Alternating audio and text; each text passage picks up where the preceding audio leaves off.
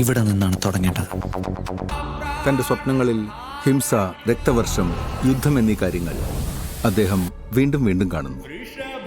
കാത്തിരുന്ന് ഒടുവിൽ കിട്ടി. പുനർജന്മം.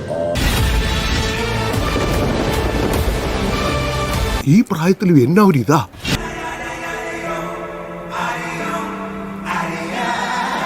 ഭയങ്കരമായ സെറ്റാണ് എനിക്ക് ഫീൽ ചെയ്തത്.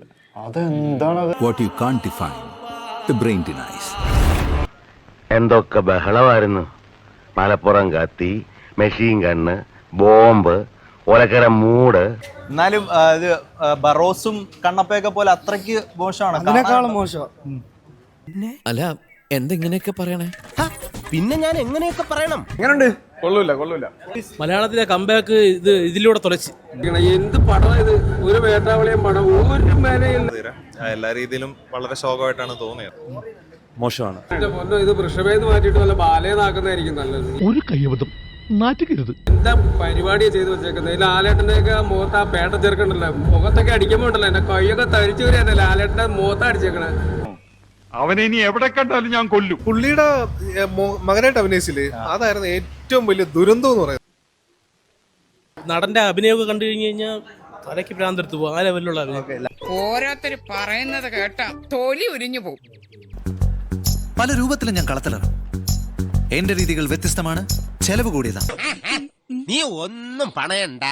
പക്ഷെ അത് എടുത്തു വച്ചിരിക്കുന്നത് വളരെ മോശമായിട്ടുള്ള രീതിയിലാണ്.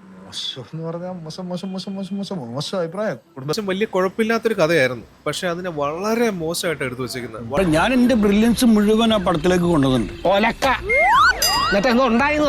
ഒരു നിലവാരമില്ലാത്ത ഡയറക്ടറായി പോയി. നിന്നെ ഇതിനൊന്നും കൊള്ളുകയില്ലെന്ന് നീ വീണ്ടും വീണ്ടും തെളിയിച്ചിരിക്കുകയാണ് എന്റെ വിജയ.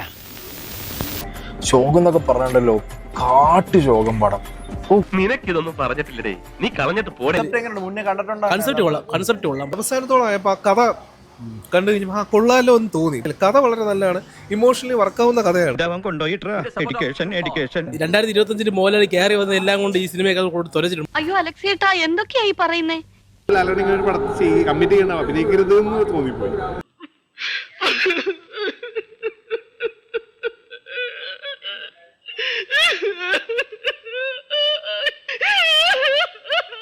ഏജന്റിൽ മമ്മൂട്ടിയെ കൊണ്ടുപോയി ആക്കിയത് പോലത്തെ രീതിയിലായി ആ ഒരു ലെവല്. നീ അപ്പൊ അങ്ങനെ ചെയ്തത് നന്നായി. ഇല്ലെങ്കിൽ ഈ കേസിൽ ഞാൻ ഒറ്റപ്പെട്ടു പറയൂലേ, എത്ര നല്ല വർഷമാണെങ്കിലും കണ്ണ് കിട്ടായിരിക്കും ഒരു സംഭവം വേണോ? അതിനുവേണ്ടി ഈ പടം കൊണ്ടുവന്ന് വെച്ചിരിക്കുന്നതാണ്. അല്ല, എനിക്ക് മനസ്സിലായിട്ട് ചോദിക്കണം, ഇവന്മാരുടെ തലക്കൊക്കെ പ്രാന്താണ്, ഇവിടെ താഴത്തുള്ള നിങ്ങളുടെ തലക്കെന്താ വട്ടുണ്ടാ? ഒന്ന് കരഞ്ഞൂടെ നിനക്ക്, ആരും കാണാതെ? Hi all, this is coke. വണ്ടി എടുക്കടാ.